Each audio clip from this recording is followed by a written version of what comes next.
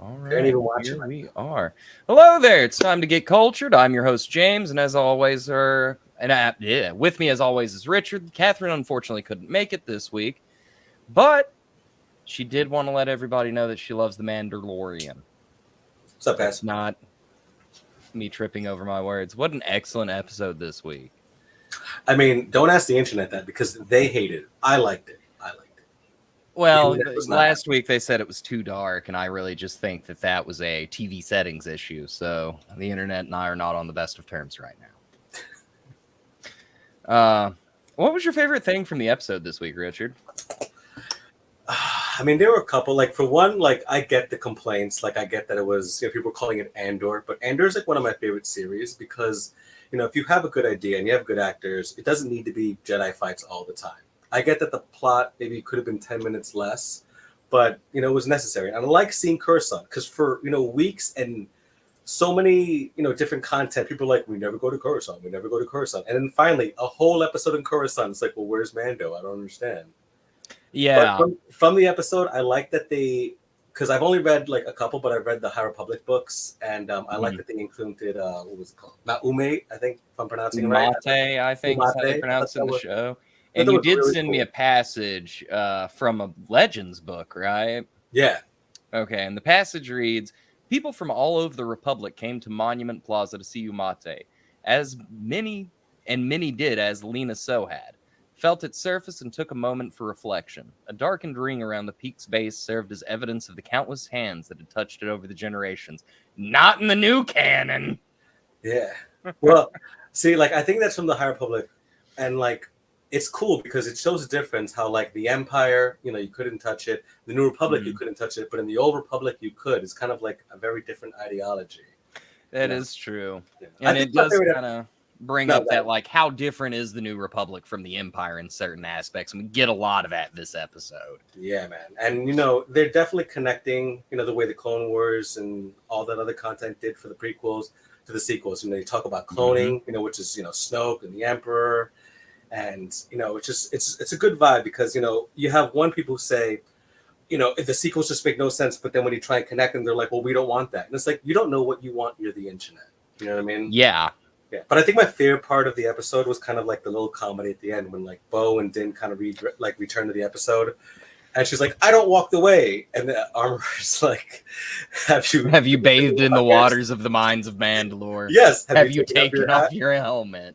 It's like, I hate to tell you this, but you're acting like this is the way. Bad news. Yeah. What about you? What was your favorite part? I think my favorite part of the whole episode actually was the Andor-esque stuff. Once again, I think it's very interesting that we see Dr. Pershing and the communications officer, Keen? I don't remember how she pronounced her last name.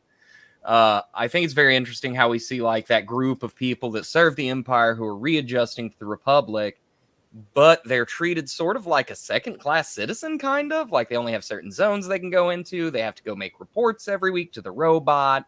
Yeah. Had a weird like Shawshank Redemption type thing. When yeah, kind of. And then he's going there and just like giving these responses. It's like have a person. Maybe if you have all these ex-imperial people, maybe you want to like see how they're doing.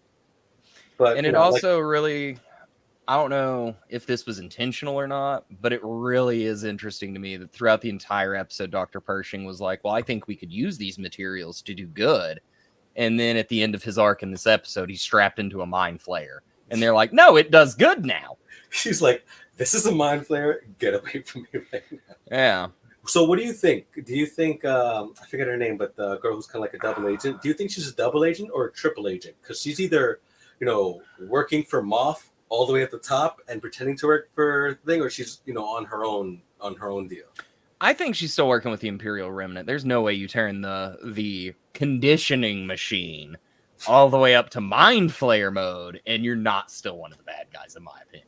Yeah, because they have. I watched the episode twice. I watched it they came out and then a little bit today, and I had the subtitles on. And when they first start talking, Pershing and the girl, you hear someone in the background say that Moff gets away.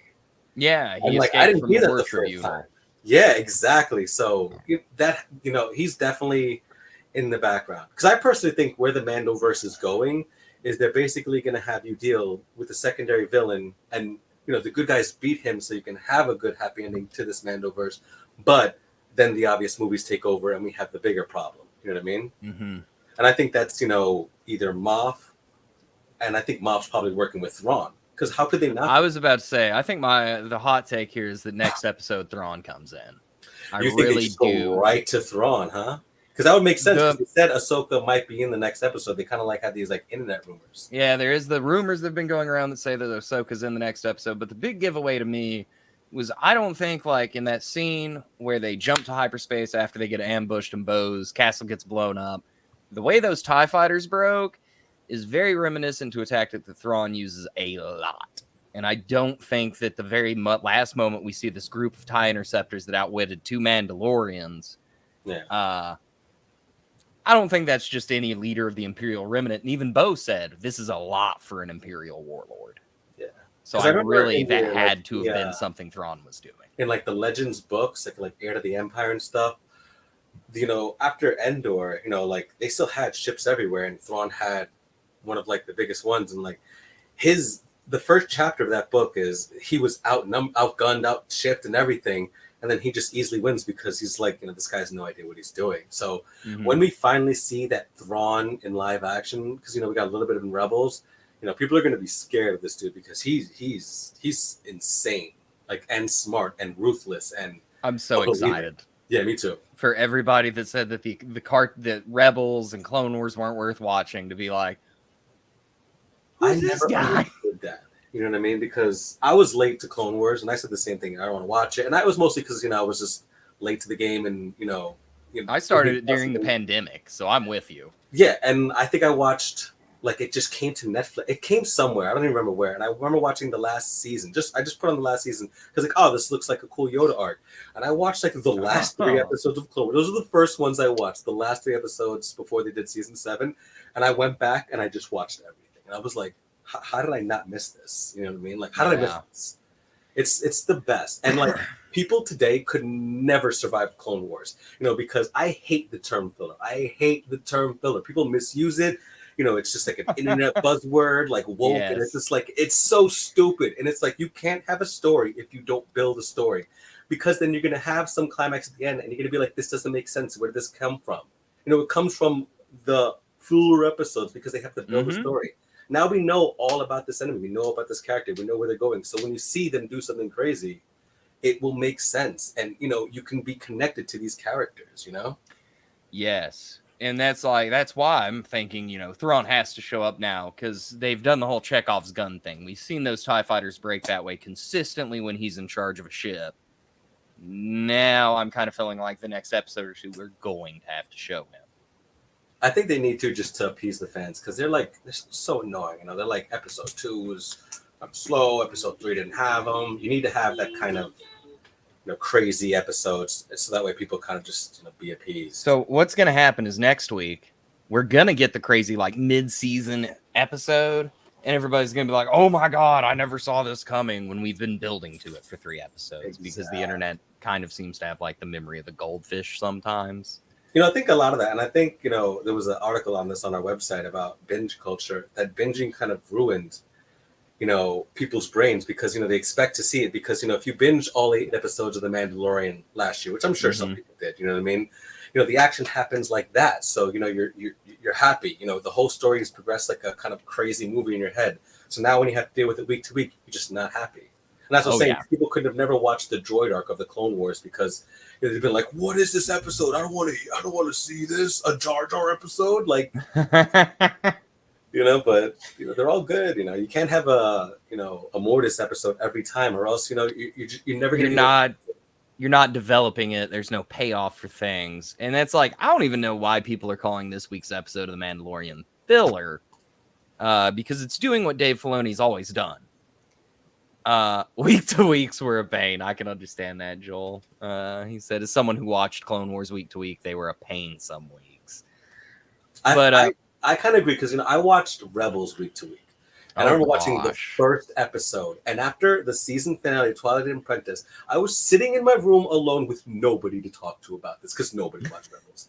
And then when season 3 started and they didn't immediately go to Ahsoka, I stopped watching for 6 weeks. Like, just stopped. And then I eventually, I caught up because, like, I was like, fine, I have to keep watching. But I get that it's that way. But, that's the way TV was. You had these 26, 30 episode seasons where, like, you had all these arcs, and you had some crazy arcs and some, happy arcs, but I like that. I like that format. I think it's better than the, 5 episode, you have like a season finale every episode, because then, it's like The Last of Us, you have a heart palpitations every week. You're like, Yeah. I can't deal with this, like I need a break. Although there is some merit to the opposite, like 8-episode seasons, The Mandalorian does do that very, very well. Because each episode kind of either contains itself outside of the larger narrative while still working on something.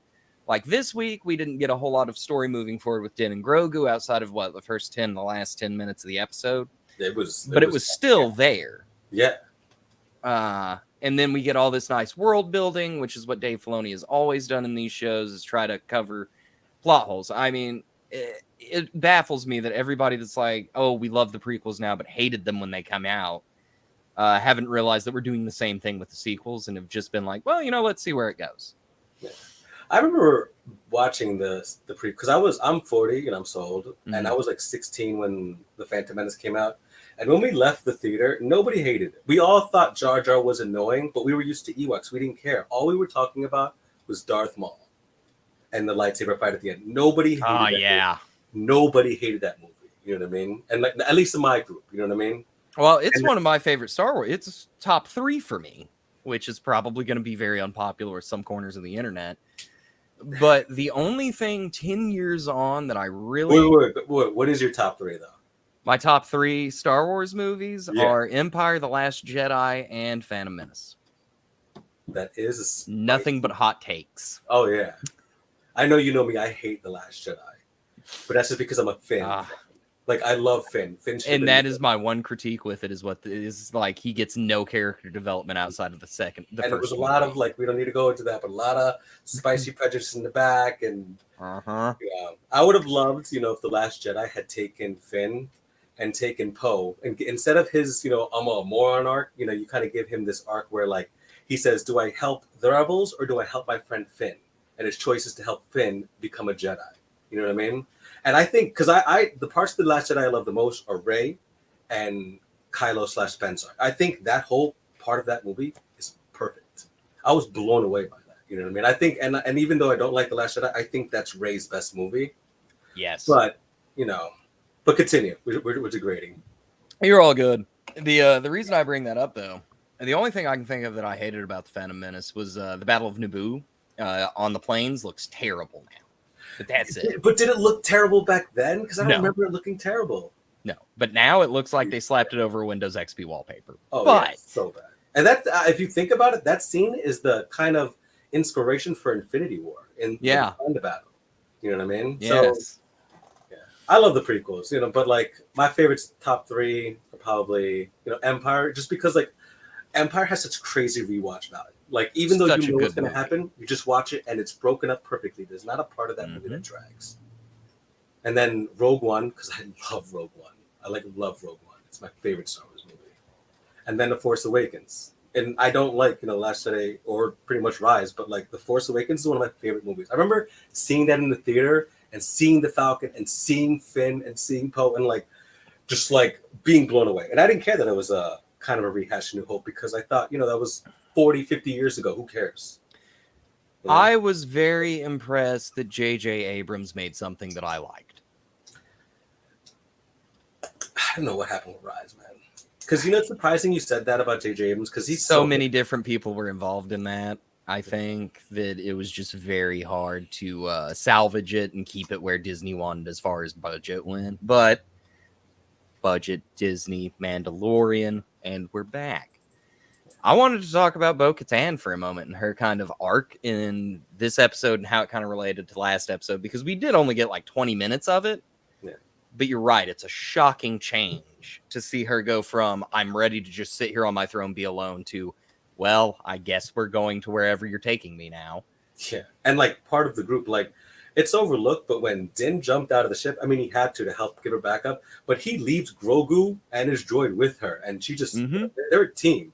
And there's like half the internet who hates the Bo / Mando. Like, are they going to be a couple thing? I'm here for it.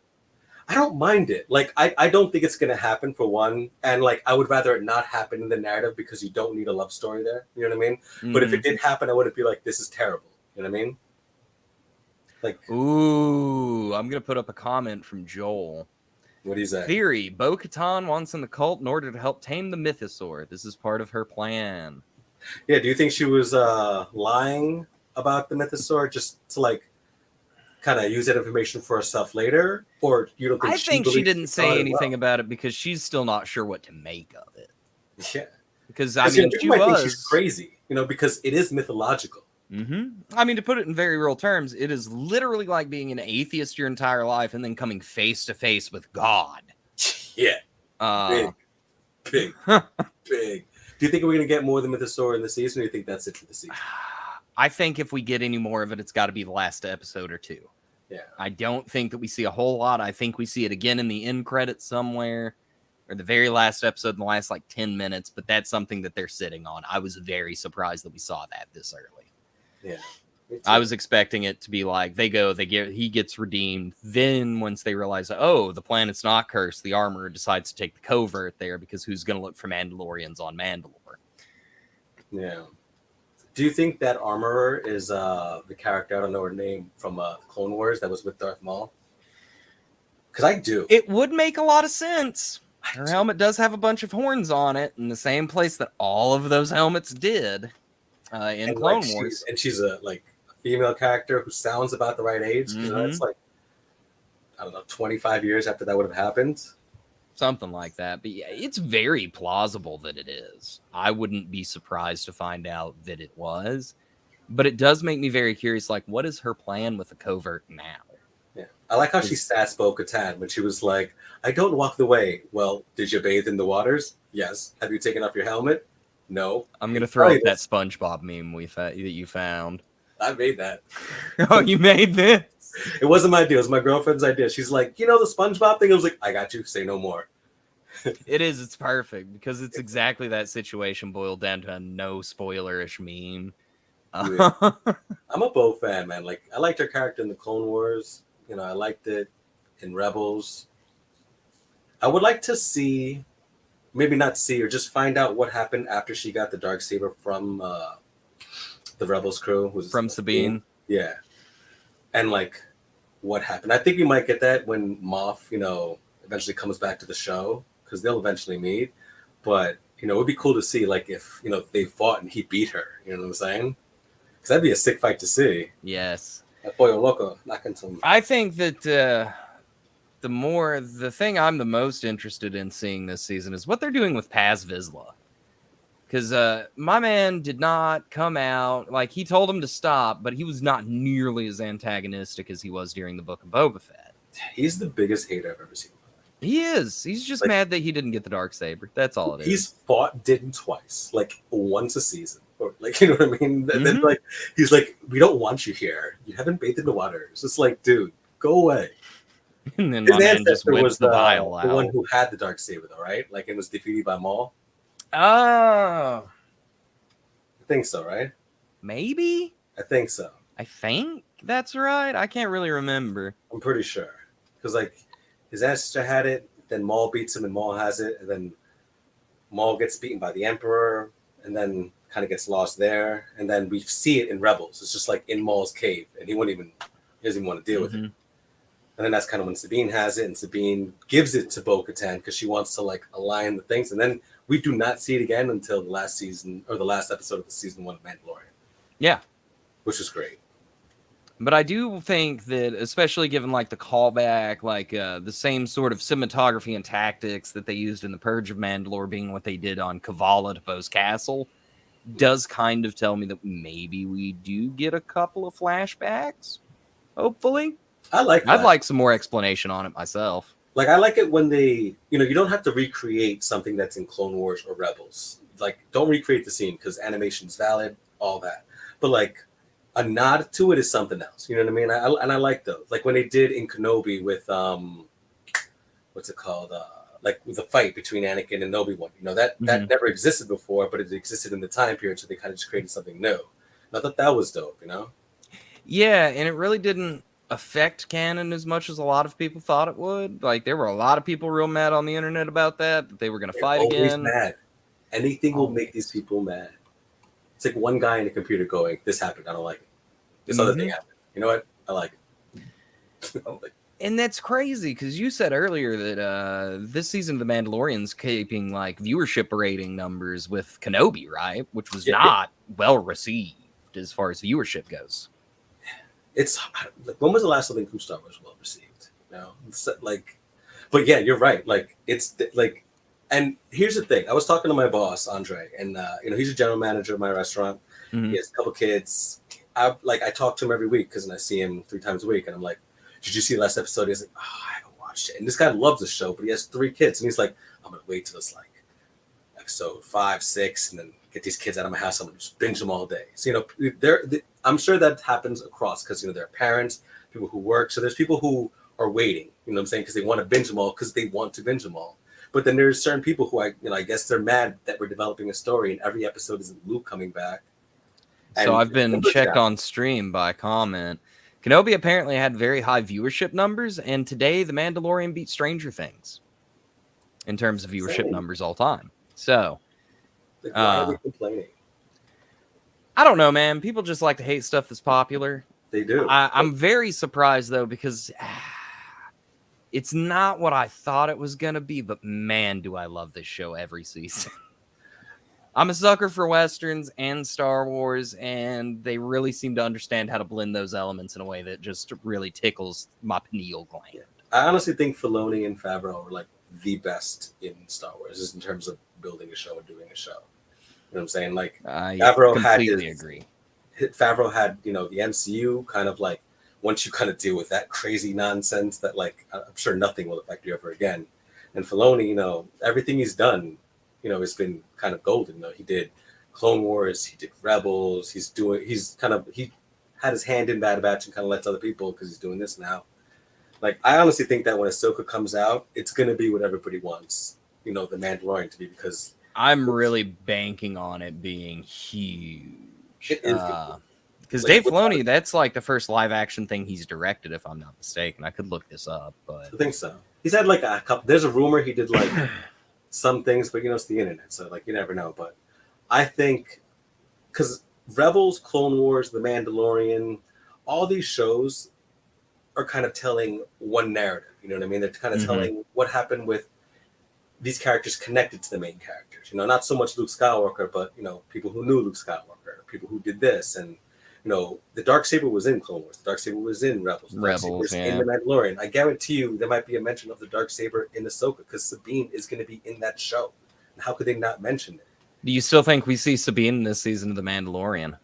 I do. You know, I think it's either him or someone like Fen Rao or some other famous Mandalorian. You know, because you know you could Boba Fett. I think Boba Fett too, honestly, because there was that scene in Boba Fett, the book of Boba Fett, where you know they're about to get ambushed in the finale, and you know they're just kind of talking about brotherhood, and he's like, "You believe that, Bantha Poodoo?" And he's like, "Yeah," and he's like, "Good," and you know then he saves his life. So there's going to be a moment where you know Mando needs help because Mando always needs help. Yeah, like, I love him to death, and he is the man, but he is constantly like getting in trouble and like needing rescue, way over his head. And I love it because it's like, you know, like he's like our himbo, like, and he has always his good intentions. So it's always boring if your hero just does everything easily. Like, sure, he's an absolute beast with a blaster, but he wields that Darksaber like a baby. Do you think he'll be able to wield the Darksaber well this season, or is just going to drag that out? Because I think that has to kind of go away after a while. Like he's relieved himself, not relieved. He's like redeems himself in the waters. Like. I think the next time we see him use it, we find out. Yeah. I think him feeling like a true Mandalorian, it's going to go a lot better for him than it has in the past. Yeah. But we've only got about 5 minutes left, so let's switch gears and talk about episode 13? Is it 13 this week? 13. 13. because there's Episode 13 of the Bad Batch. Pabu. I liked I'm loving man. it. Yo, did you notice that? I think I texted you, but did you notice how they kind of did a little Avatar? Yeah, I actually have that clip pulled up that you sent where we've got the guy with the kind of Avatar inspired undershirt there. I did see several different like small Avatar symbols kind of jammed in the background there. That's cool. And of course, the episode and the name of the planet being Pabu, very big reference. I was really pleasantly surprised. I wasn't expecting this at all this week, but I think it's a nice nod to like Dave Filoni's work before he came to Lucasfilm. Yeah, the reason I watched Avatar: The Last Airbender, my girlfriend, I make her watch all these shows. She's like, "You should watch Avatar," and I had never watched it. And then we watched the first episode. That was good, and I saw Dave Filoni, and I was like, "I'll watch this." And then as soon as Toph came on, I was like, "Toph is the GOAT." I'm watching the rest of the show, and then yes, it's amazing. But it was cool that they did that. You know what I mean? But I like this episode because what I've been wanting finally happened. That they just stopped talking to Sid. Like, I hate Sid. Like, I love Sid, but I feel like... I was wondering how they were going to get past that, because that seems like the primary driver of the series right now is they're dealing with Sid and Naya. I think they should be doing something different. I don't want to say more interesting, but more plot-focused, maybe? Like, a lot of the Bad Batch missions are very Monster of the Week or, like, Beat of the Week type stuff where we don't see them... really accomplish much, and then we get a couple episodes in the season that just rocket the plot along. So I'm hoping the last few episodes that we have, we'll get to see a lot more plot now that they're not dealing with Sid. They honestly have a lot of plot to do, because they have Crosshair's arc. They have, Echo disappeared with Rex. Yes, they just never address that again. That is just they have to. And then you have the obvious, the Bad Batch, the group. Yeah, and I think that's where I'm a little torn on what's going to happen. Either they're going to dump the Bad Batch on Pabu for the rest of the season. We're going to get Crosshair. That would be great if you just didn't see the Bad Batch for the rest of the season, and the last 3 episodes were just Crosshair and Echo and Rex. Well, the interesting thing about Crosshair is he's on Mount Tantus now. Yeah. So we really need to know what happens there, I think, before the end of the season. We've only got 3 episodes left to do it in. Yeah. I think the obvious plot line would be, like, Omega gets taken again and brought there. And then either Crosshair saves her or the Bad Batch save Crosshair as they leave. Because how else could it happen? You know what I mean? Now, who do you think they get that can get Omega away from the rest of the batch? Do you think they send Crosshair, or do you think we're getting somebody else? I think a mistake happens, something like we don't see, because they're on Pabu. And like the way they left off, it was like, hey, she wants to be a kid. We want to be happy here and we'll help you. So there's no reason to leave them. It has to be like somebody finding them. And what they just said with Sid is like, I think Sid betrays them eventually, or something happens. Like the Empire eventually like gets to where she is, because they're just spreading, and she gives them up. And then, she has their corresponding thing. They can track the ships, something. You know what I mean? I think the Empire kind of goes to them and discovers them there. Yeah, and there was that whole transmission that she gave them where she talked about their mutually beneficial arrangement and how she is not threatening them. Yeah, I'm not threatening you, but... I was about to say, down here, when you say that to somebody, that means it's a promise. So I do think you're right. I think it's going to be Sid that has to flip the script, but it would not hurt my feelings at all to just leave them on Pabu and pick it back up in season 3 with them and give me like 3 good Crosshair in the Empire episodes. Yeah. I also think season 3 needs to be the last season. Oh, I could watch it everybody forever. Has to die. Ooh. You know what I mean? Like, because I honestly think like Omega needs to survive, and maybe one of the clones, like Tech. But like, they can't all survive. You know what I mean? It would just like, it's not Star Wars if like it has somewhat of a happy ending. It is definitely not Filoni. You know what I'm saying? Like, the guy who killed Kanan, like gave us all those like Five's death. Like he's planning something terrible. Like, and it's gonna suck. And I hate it. So I think it goes on for more than 3 seasons because I think they're really having fun with this, and I think that it's one of the only shows we have now that is building in that era around the growing shadow of the Empire. So I think we do see more of it, but I 100% agree. But I think Wrecker goes. I think that would Wrecker or Hunter. You know what I'm saying? I think it's Wrecker because he's the big sweetheart. You know, I love Wrecker. like it just seems like if you're gonna go for an emotional gut punch of a death, it's got to be Wrecker. Like protecting her or something. Oh! Yeah, exactly. Yeah, no. I honestly think the Bad Batch is just the Clone Wars continue. Like it's the same animation. It literally starts the day like it ends like the day of. Yeah, it's just stories. You know, it's just all the Jedi are dead, so we're gonna follow these guys around. I do think it would be interesting to see them do some of the old plot arcs that got dropped for the last season of Clone Wars, like maybe the Kyber Crystal hunt get reworked. Asajj Ventress. I don't know that they'll do anything on school. I know there's a book. Yeah, there is the book into the show. You know what I'm saying? I'm not saying decanonize the book. Get like cancel the internet for Christ's sakes. But like give her what happened in the book on screen because she deserves that. She was an integral character of this show and one of the coolest characters. If I could have any lightsabers, it'd probably Asajj's. Those two little curved ones are so cool. They are. I know she has something with Quinlan Voss and like, you know, like, but like we need to see that on screen. I think so. I'd be down to see it, but I think that if they did that, number one, we know Quinlan's still alive because they bring him up in Kenobi. Yeah. I think if they did something like that, it would only be like a flashback on something that focuses more on Quinlan Voss, but you'd really have to find where he fits into the Star Wars universe in this time because we know he's alive.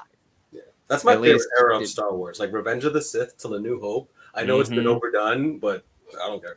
Like, it is my favorite one. I think it's been overdone, like in some aspects, but not a lot. Like the political stuff we got in Andor, that was exactly what we need, and we get a lot of that this season, The Bad Batch. Before we go, what's your ranking of the shows? Like Kenobi, The Mandalorian, Book of Boba Fett, Andor, the live. I'm gonna go Andor, The Mandalorian, Kenobi, Bad Batch, Book of Boba Fett. All right. I think Mando, Andor. I really like Kenobi. I did too. it's a hard list. They're all really good. And the Book of Boba Fett. But I love the Book of Boba Fett, man. Like it's not like 4 is the worst. It's like 1, 2, 3, 4. They're like really close together. Mm-hmm. Like, I think Book of Boba Fett gets my least favorite. And looking back, I understand why, but I really wish we would have just gotten more Boba Fett instead of Mandalorian 2.5. But if that had happened, we'd be at episode 6 now. And we wouldn't have gotten anything except a reunion. Like, I like that they dealt that in like the Mandoverse. And now that I've seen season 3 of The Mandalorian, it's becoming more all right with me. Yeah. Because I'm seeing how they're telling that story and why they needed to do that. But at the time, it didn't make a whole lot of sense to me as a viewer. But that is all the time we have this week, folks. Thank you all for tuning in to another week of Good Cultured. I'm James. That's Richard. And we will see you next week at 7 p.m. 7 p.m. Eastern, 4 p.m. Pacific. Ugh. Don't forget to join our public Discord server with a link in the description to carry on our conversation over there. Thank you all and have a good week. Peace, guys.